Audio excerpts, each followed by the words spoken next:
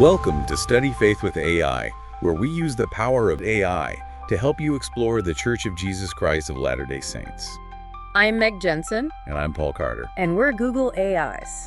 Whether you're a lifelong member or just starting to learn about the church, we're here to dive deep into its history, beliefs, and culture.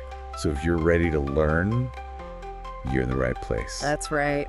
Let's get started. Okay, so let's dive right in. We've had a request to explore this question that's been debated for what seems like forever. Does archaeological evidence actually support the authenticity of the Book of Mormon? And we got all sorts of stuff here, research articles, scholarly opinions, and honestly some contradictions that I think we need to unpack. It's really interesting to see how this topic kind of brings together faith and scientific inquiry. It's definitely a sensitive area, and we want to be careful how we navigate it, sticking to the evidence you sent us. Think of us as your guides through this archaeological puzzle. We're going to be laying out arguments and counter-arguments using the sources that you've shared with us. And to make this even more interesting for this deep dive, I'm going to be arguing in favor of this statement. Archaeological evidence does support the Book of Mormon's authenticity, and our expert here is going to be taking the opposing stance. So imagine it's like a courtroom, the Book of Mormon's on trial, and you, the listener, you're the jury, and we're going to stick to the facts and to the logic and try to present this as clearly as possible. Now, I know what everyone's thinking. Where's that smoking gun artifact? Right. Like a golden sword inscribed with property of Captain Maroney. But before we jump to conclusions, let's just acknowledge for a second the sheer size of the Americas and how much is still left to be explored archaeologically. Yeah, that's a fair point, but we have to work with the evidence we do have, right? And a really important piece of that puzzle comes from the Smithsonian Institution. They've issued statements directly saying there's no archaeological evidence to support the Book of Mormon. They go on to clarify that they see it as a religious document, not a scientific guide for their research. Oh, okay, so it's a pretty blunt statement, but just because we haven't found something doesn't mean it doesn't exist, right? Right. Think about those proposed Book of Mormon lands. Those climates are rough, not exactly great for keeping artifacts safe for thousands of years. True, but that lack of any supporting evidence is a pretty big hurdle. We can't just ignore the anachronisms that are in the Book of Mormon, like horses, for example. The text talks about horses a lot, but we know they died out in the Americas way before the time the Book of Mormon talks about. Okay, that's a good point. But, even with the Bible, we don't have physical proof for everything, but people still generally accept its history. Couldn't the same be true for the Book of Mormon? I mean, who knows what we might discover in the future? While that's true, relying on what might be found is kind of dangerous, don't you think? We have to focus on what we know now. Like the Book of Mormon talks about these massive battles with huge armies and steel swords and chariots and big forts. If those battles really happened on the scale the book says they did, wouldn't we have found something by now? Weapons, armor, human remains, or something? Okay, I see your point. But what if the Book of Mormon isn't really meant to be a history book or a science textbook? Maybe the point is its spiritual value. That might be the main takeaway for believers, even if some of the details are debated. A lot of people feel that way, and it's important to respect that. But the Book of Mormon itself tells a historical story. It claims to be about real people and civilizations and events. Right. But maybe those claims can be interpreted in different ways. Some LDS scholars have proposed what they call the limited geography model. It basically says that the Book of Mormon events happen in a smaller area, maybe Mesoamerica. This could explain why evidence might be concentrated in one place. The limited geography model does try to explain why we haven't found more evidence, but there's a big problem with it. It goes against a lot of things past church leaders have said, and even scriptures, and even Joseph Smith himself. They always talked about the Book of Mormon covering a much larger area across both Americas.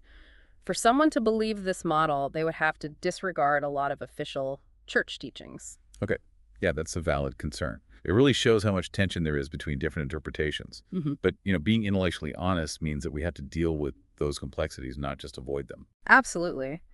And speaking of complexity, let's talk about those jaredite barges, the ones they supposedly used to cross the ocean with all those jaredites and animals and supplies. The Book of Mormon describes these barges so big and so complex that it raises some serious questions about if they were even possible. Can you explain what you mean? Like, what makes them so unbelievable? Well, in the Book of Mormon, it says the barges were airtight, like completely sealed, and the brother of Jared had to ask God how to get air in them. I mean, it doesn't make sense that they could build something that complex, but forget about something as basic as breathing, and then think about fitting all those people and animals and all their supplies for a whole year at seafood water. And how do you even deal with waste in a closed-up space like that? It just doesn't seem possible. Yeah, that does sound pretty challenging, maybe even impossible. Hmm. What about the journey itself? Didn't the Book of Mormon say they were driven by wind for 344 days? Yes, and that's another thing that's hard to believe, wind blowing in the same direction for a whole year. It seems very unlikely, especially considering how far they traveled. Even if the barges had those tightly fitted doors and peaked ends, like the text says, traveling for a whole year just using wind power is stretching it a bit. Okay, so the building that supplies the sanitation and just the length of the trip all raise serious doubts about this whole Jaredite barge story. Hmm. Are there other parts of the Book of Mormon that face the same kind of scrutiny from an archaeological standpoint? Yeah, population growth is another big thing to think about. The Book of Mormon says the Nephites and Lamanites multiplied super fast, and there were tons of them in a very short amount of time. Just to give you an idea, there's this one battle where it says 19,094 people died. Looking at death rates from other battles in history, scholars think the total population back then would have had to be over 600,000 to have that many deaths in one battle. Wow, that's a lot of people, Yeah. especially considering they started with just a small group. Exactly. Reaching 600,000 people in just a few centuries, starting with a group like Lehi's family, would mean they had to grow at an average rate of 2% every year. Throughout history, it's been really rare for any population to grow that fast, even in perfect conditions, and the Book of Mormon talks about some pretty harsh conditions, which makes it even harder to believe they grew so quickly. So just like the Jaredite barges, the Book of Mormon's claims about how fast the population grew don't seem to match up with what we know about population growth and just the realities of life back then. Exactly. These are just some of the things to think about as we dive deeper into this topic. It's definitely complex. This first part of our deep dive has definitely brought up some interesting questions and shown just how tricky it can be to understand both the scriptures and what archaeology tells us. It's a reminder that faith and trying to understand history don't always line up perfectly. In this second part, we're going to kind of shift gears a little bit and explore how some faithful Latter-day Saints address these apparent contradictions we were just talking about. Yeah, and it's really important to remember that faith often involves, wrestling with questions and really searching for a deeper understanding. A lot of believers actually find ways to reconcile their faith with, what science tells us, even when those two things seem to clash. One argument we hear a lot is that archaeological exploration in the Americas is like, it's just getting started. Yeah. Maybe we just haven't found the right spots yet. After all, even small settlements can be super hard to find. That's true. There are vast areas that are still unexplored, but that argument, though we haven't dug everywhere argument, it kind of has its limits. Archaeologists have been digging and studying sites in the Americas for over a century, and they've found evidence of all sorts of complex civilizations, but nothing that definitively matches up with what the Book of Mormon describes, those specific societies and technologies. Okay, but couldn't the Nephites and Lamanites have maybe left behind traces that are more subtle, harder to find archaeologically? Well, the Book of Mormon doesn't describe small, isolated groups. It talks about these large-scale civilizations, sophisticated societies with trade networks, and, as we talked about before, massive battles with huge armies. Societies of that magnitude, even if they were in a limited area, would have left behind something more substantial than what we've found so far archaeologically. Yeah, you've made some good points about that lack of widespread evidence. Yeah. How do those who believe in the Book of Mormon's historicity reconcile that with the text describing a civilization that spanned across the Americas? That's where interpretations like the limited geography model come in. Remember, it proposes that the events in the Book of Mormon happened in a smaller area, maybe in Mesoamerica. This model tries to explain why we haven't found more widespread evidence by saying, well, maybe we should just focus our search in one specific region that's been studied more extensively. So it's kind of like focusing on a particular section of that puzzle, hoping to find those missing pieces right there. Exactly. Uh, However, as we talked about before, this model has some serious pushback. It would require us to reinterpret a lot of passages from the scriptures and statements made by past church leaders, even Joseph Smith. They consistently connected the Book of Mormon to a much larger area covering both North and South America. So while the limited geography model is an attempt to bridge that gap between faith and archaeology, it does create some pretty big theological and interpretational challenges for believers. Right. It asks them to deviate quite a bit from traditional interpretations and teachings.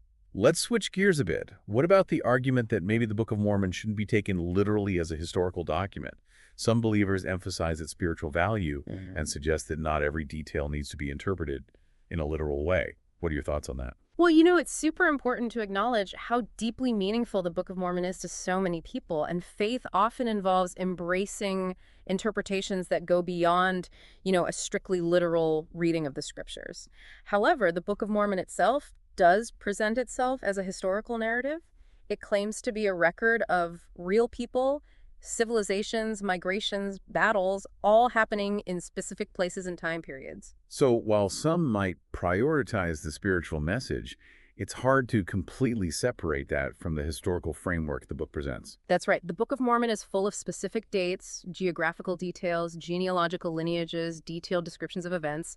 If we say all of that is just symbolic, what does that mean for the parts of the narrative that we're supposed to take as historical fact? It creates this kind of sliding scale of literalness, right? Yeah. Which makes it tough to figure out what we should believe is historical truth. Exactly. And that ambiguity can really undermine the Book of Mormon's credibility as a historical record, even for those looking at it through the lens of faith. Another argument we hear a lot is that the Bible also doesn't have a ton of direct archaeological proof for many of its events and figures, Yeah. but its historicity is widely accepted. Why shouldn't the same principle apply to the Book of Mormon? It's definitely true that the archaeological record for the Bible isn't always complete or super clear, but there are some important differences to keep in mind. Scholars have been studying and analyzing the Bible for centuries, and they've done extensive archaeological research in the areas where the Bible says its events took place. All of this has resulted in a much richer and more nuanced understanding of the Bible, even when there isn't direct confirmation for certain events. So there's more historical context for the Bible, right? Yeah. Making it easier to fill in those gaps in the archaeological record. Yeah, and despite those gaps, there have been lots of archaeological discoveries that support key parts of the Bible's story. Things like evidence of cities mentioned in the Bible inscriptions that talk about biblical figures, artifacts that line up with how people lived back then. But with the Book of Mormon, we have this consistent lack of any real solid supporting evidence, even after decades of searching. Exactly. And the Book of Mormon talks about civilizations that supposedly thrived in the Americas for centuries, leaving no trace that we can definitively connect to those claims. This absence becomes harder and harder to reconcile as archaeological research continues to find evidence of other ancient American cultures, but nothing that clearly links back to the Book of Mormon. So while comparing it to the Bible might seem reasonable at first glance, the contexts, the amount of research that's been done, and the type of evidence we have are just too different to make a direct comparison. I agree. And it's important to remember that even within the LDS Church, there have been people who've really wrestled with these questions and come to conclusions that challenge the traditional interpretations of the Book of Mormon. You're talking about people like Thomas Stewart Ferguson, right? Yes. His story is a really powerful example of a devout Latter-day Saint who was also an accomplished archaeologist, and he spent years trying to find evidence to support the Book of Mormon. But in the end, based on all his research, he concluded that the book wasn't historically accurate in the way it's traditionally interpreted. His journey really highlights how complex faith can be and the courage it takes to follow the evidence wherever it leads, even when it challenges beliefs you've held for a long time.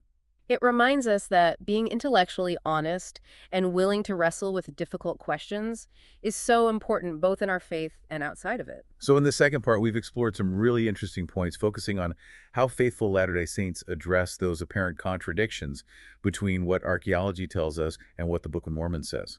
We've looked at the limited geography model, the whole literal versus symbolic interpretation debate, and those comparisons people often make to the Bible. And we've talked about how important it is to think critically and acknowledge the complexity of trying to reconcile faith with scientific findings. Now in our final segment, we'll move on to closing arguments, weigh the evidence we've discussed, and see if we can reach a verdict on this really intriguing and complex question. Yeah, it'll be interesting to try to bring all these points together and see what conclusions come out of our deep dive. Welcome back to our deep dive. It's time for closing arguments. We've examined all the evidence and different interpretations now. Let's see if we can reach a verdict on this question. Does archaeological evidence really support the authenticity of the Book of Mormon? Right. Let's go back to the main issue. No direct archaeological evidence has been found. Despite years of research, no artifacts, inscriptions, or settlements have been conclusively linked to Book of Mormon civilizations. We've talked about why that might be, like the size of the Americas and the tough climates in the areas the Book of Mormon supposedly took place. Yeah, I've been arguing that those factors could make finding and preserving artifacts pretty difficult. But you've said that the civilizations in the Book of Mormon weren't just small groups hidden away. They were big, advanced societies with trade networks and everything. Exactly. The Book of Mormon describes these massive Nephite and Lamanite civilizations, and if they were as big and complex as the text says, they would have left a lot of archaeological evidence behind. But we just haven't found it. And we've talked about those anachronisms in the Book of Mormon, things like horses, steel swords, chariots, stuff that wasn't around in the Americas during the Book of Mormon time period. And some people say those terms might be mistranslations or symbolic, but then it makes you wonder how reliable the Book of Mormon is as a historical record. Hmm. It's hard to know what to take literally and what could be a metaphor. I've been arguing that maybe the Book of Mormon, like the Bible, shouldn't be read as a totally literal historical document. Maybe the spiritual message is what's most important and the historical parts are secondary. I understand that perspective. A lot of people find deep spiritual meaning in the Book of Mormon, but the Book of Mormon itself claims to be historical. It's presented as a record of real events happening in specific times and places. If we say the historical parts aren't meant to be taken literally, it raises questions about the whole book's credibility. We also talked about that NHM inscription found in Yemen, which some say could connect to the Book of Mormon. You've said that connection is weak, but it's still interesting, right? It's definitely interesting, but it's based on a very specific interpretation. Yeah. The pronunciation of NHM isn't even certain, and there are a lot of similar inscriptions in that region, so it's hard to say for sure if it's connected to the Book of Mormon. We can't just focus on one piece of potential evidence and ignore all the other evidence that's missing. Right. And then there's the limited geography model, which tries to explain why there isn't more widespread evidence by suggesting everything happened in a smaller area like Mesoamerica. This model is trying to solve the problem, but it actually creates more problems. It means we have to reinterpret a lot of what's in the Book of Mormon itself, and it contradicts a lot of what church leaders and even Joseph Smith said. They always talked about the Book of Mormon covering a much larger area. We've also talked about those stories of the Jaredite barges and the population growing super fast in the Book of Mormon. Both of those things are hard to believe from a logistical and scientific point of view. Those accounts, when you really think about them, show how hard it is to make some parts of the Book of Mormon fit with what we know about science and history. Throughout this whole deep dive, we've been saying how important it is to think critically, have thoughtful discussions, and be willing to grapple with difficult things, whether it's about our faith or about scientific evidence. Exactly. And we've talked about people like Thomas Stewart Ferguson, who was a faithful Mormon and an archaeologist. He spent years researching, and in the end, he concluded that the Book of Mormon wasn't historically accurate. His story shows us that being intellectually honest can lead us to conclusions that challenge what we thought we knew. It also reminds us that faith and reason don't have to be enemies. Thinking critically even about our faith can help us understand things in a deeper way. So we've looked at all the arguments, the evidence, and the different interpretations. What's the verdict? Does archaeological evidence support the authenticity of the Book of Mormon? Based on everything we've talked about, the evidence doesn't really support that claim. Faith is important, but archaeology, as it stands right now, doesn't give us clear proof that the Book of Mormon is historically accurate. You know, I came into this deep dive ready to argue the opposite, but I have to say the evidence and the analysis you've presented have really given me a lot to think about. It shows that even when our beliefs are challenged, it's good to think critically and ask questions. It can actually help us understand things better. I agree. This deep dive has shown just how complex it is to interpret both scriptures and scientific evidence. It's encouraged us to ask tough questions, consider different viewpoints, and have respectful debates. And as we wrap up, we hope you, our listener, will continue on your own journey of discovery. Keep exploring, keep asking questions, and keep seeking truth.